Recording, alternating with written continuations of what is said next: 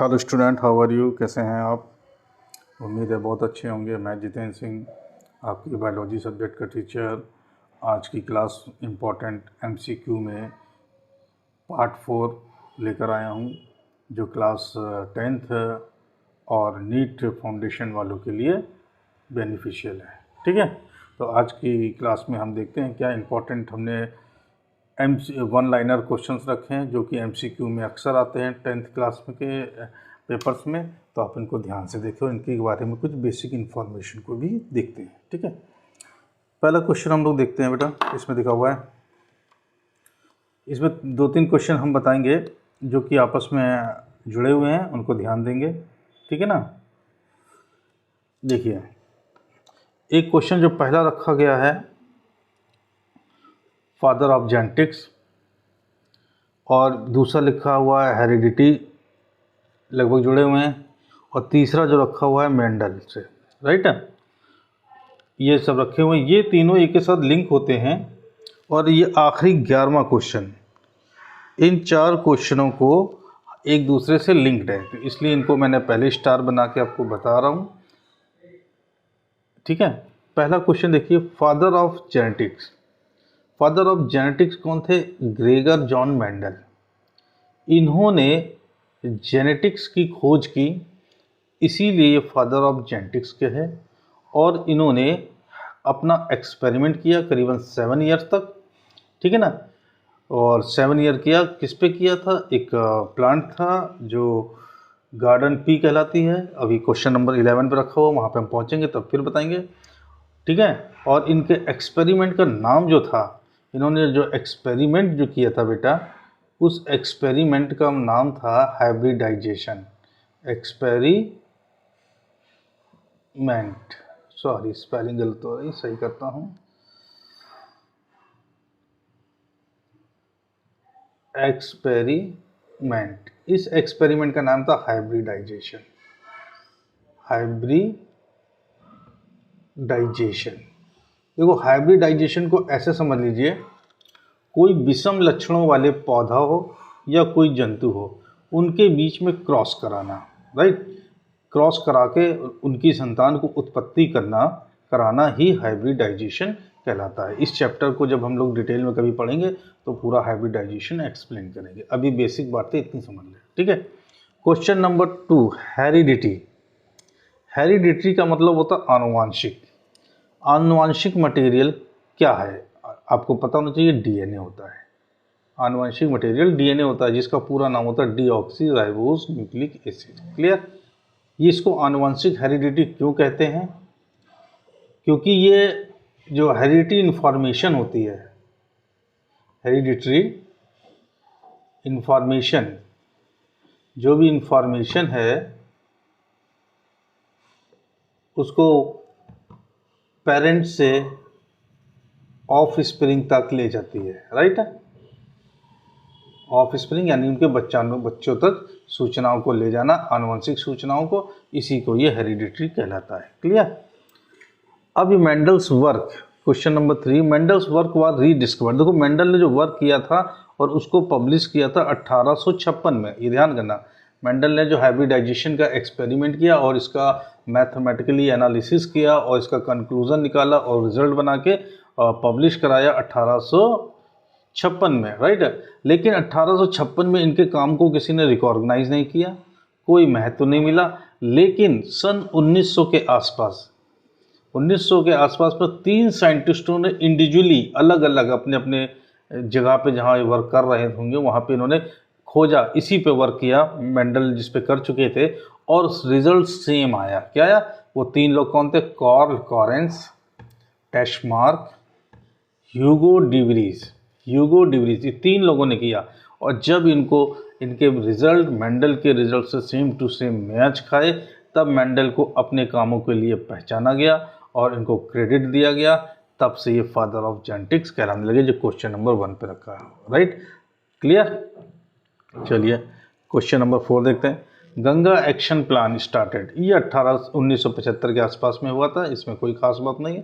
ये clean action था, गंगा को क्लीन करना था, बहुत डर्टी हो गई, पॉल्यूटेड हो गई थी। इसको स्टार्ट क्लीनिंग एम लेकर इसको स्टार्ट किया गया इस प्लान को, और ये प्लान 1975 में स्टार्ट हुआ।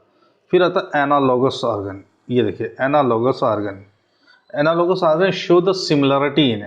जो एनालॉगस ऑर्गन वो कैसे होते हैं, देखिए जिनकी ऑरिजिन और structurally are different but function same, जिनके कार्य समान होते हैं, ऐसे अंगों को एनालॉगस ऑर्गन बोलते हैं। राइट है, फंक्शन सेम होना चाहिए।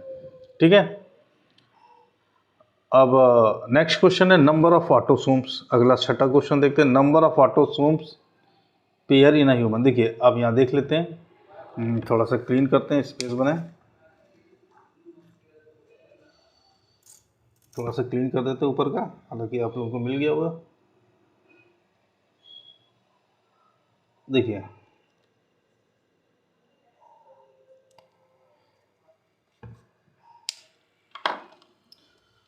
देखिए किसी भी ह्यूमन के अंदर जो क्रोमोसोम्स हैं वो कितने होते हैं, 46 होते हैं। कितने होते हैं, या इनको बोले 23 पेयर, दोनों एक ही बात। अब इस 23 पेयर में 22 पेयर्स जो होते हैं, 22 पेयर्स ये कहलाते हैं हमारे ऑटोसोम्स। क्या होते हैं, ऑटोसोम्स। और ये सेक्स डिटर्मिनेशन या सेक्स डिटर्मिनेशन में कोई पार्ट नहीं लेते, नो टेक पार्ट। राइट, और 23rd जो पेयर होता है, 23rd जो पेयर होता है वो मेल और फीमेल में अलग अलग हो जाता है। मेल में आपको हो जाता है एक्स और वाई, और फीमेल में हो जाता है एक्स। और जबकि ये जो 22 पेयर होते हैं, ये ऑटोसोम्स होते हैं, ये सभी में एक्स एक्स ही होते हैं, चाहे वो मेल हो चाहे फीमेल हो।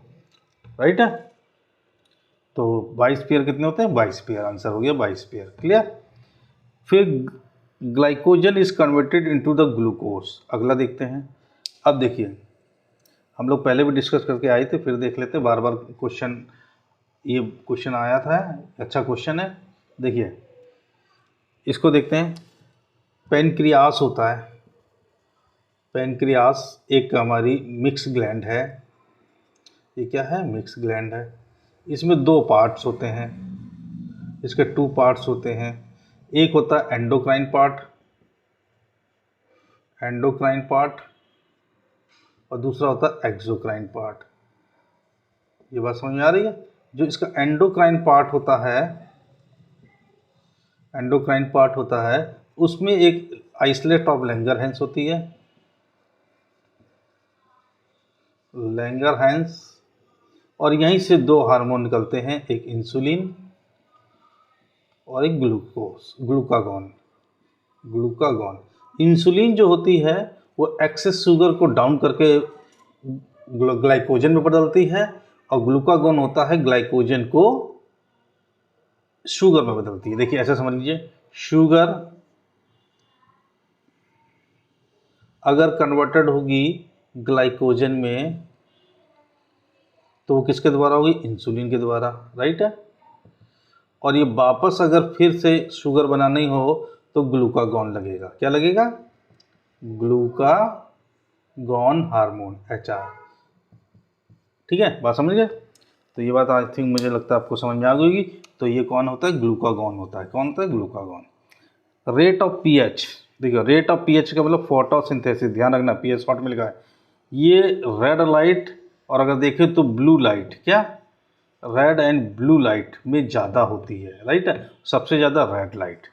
अगर ज़ीरो देखें, ज़ीरो किस में नहीं होगी, ज़ीरो होती है किसमें, ज़ीरो होती है ग्रीन लाइट में। किसमें, फोटोसिंथेसिस की क्रिया ग्रीन लाइट में ज़ीरो, ब्लू और रेड में सबसे ज़्यादा होती है। जरा क्लीन कर लेता हूँ। ठीक है, ओके।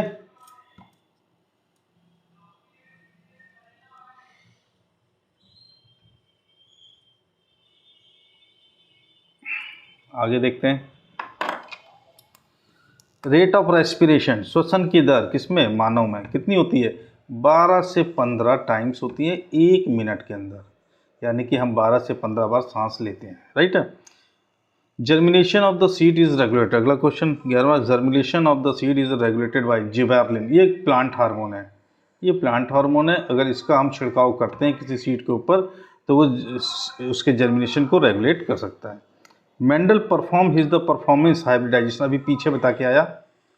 मेंडल का जो एक्सपेरिमेंट था उसका नाम था हाइब्रिडाइजेशन था, और ये उन्होंने किया था गार्डन पी पे। गार्डन पी का नाम होता पाइसम सटाइवम। क्या? गार्डन पी जो हम लोग मटर खाते हैं इसका नाम होता पाइसम सटाइवम। ये ध्यान रखना, पाइसम सटाइवम, PISIDUM पाइसम, इसी को बोलते हैं गार्डन पी।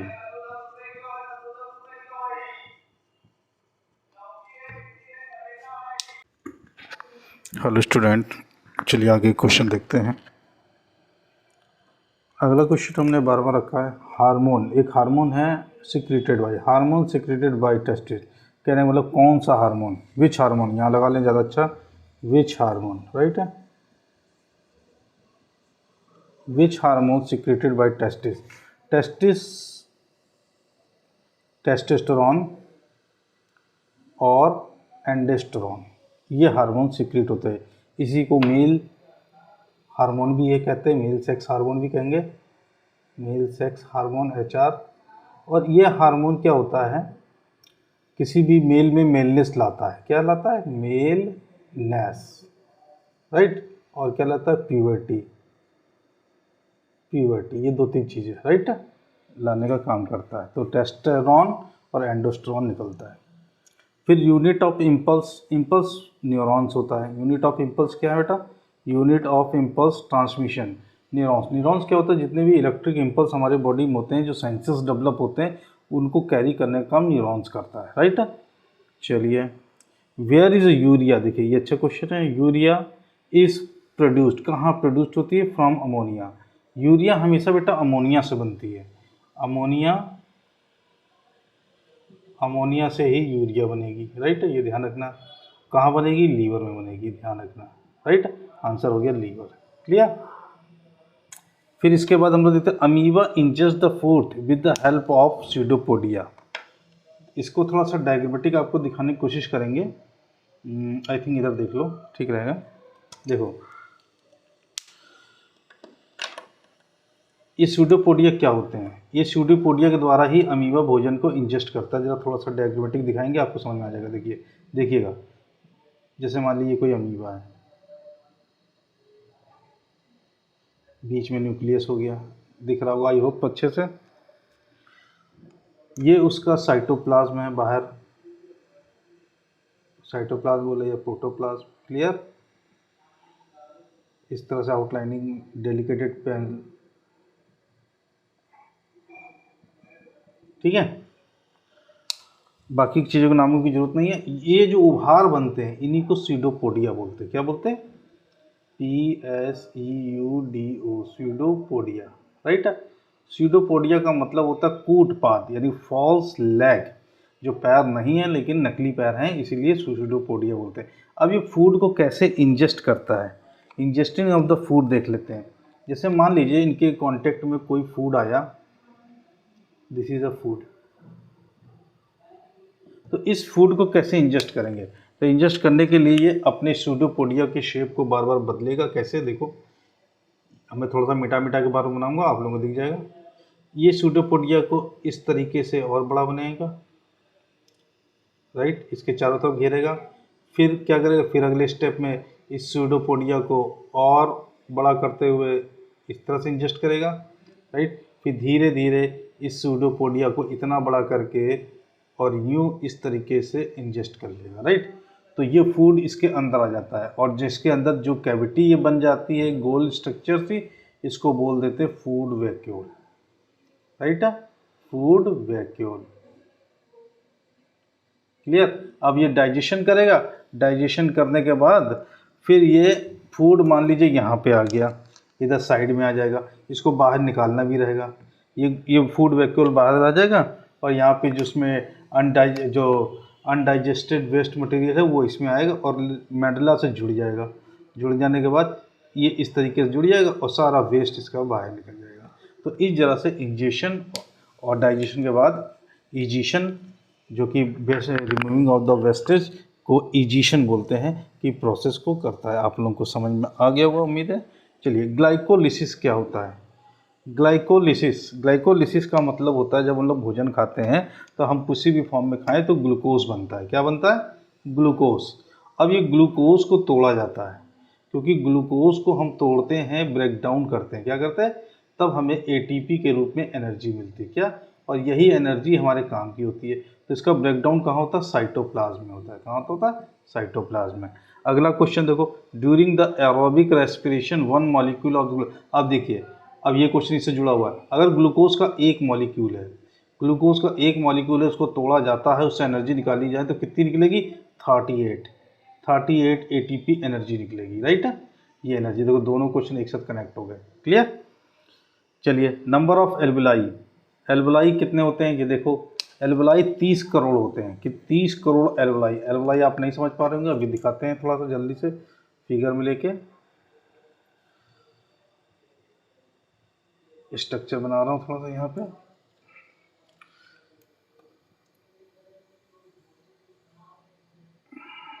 ये जैसे मान लीजिए हमारा लंग्स है। लंग्स में बहुत फाइन स्ट्रक्चर होती हैं जो यहाँ पे ये रोटेट होती हैं।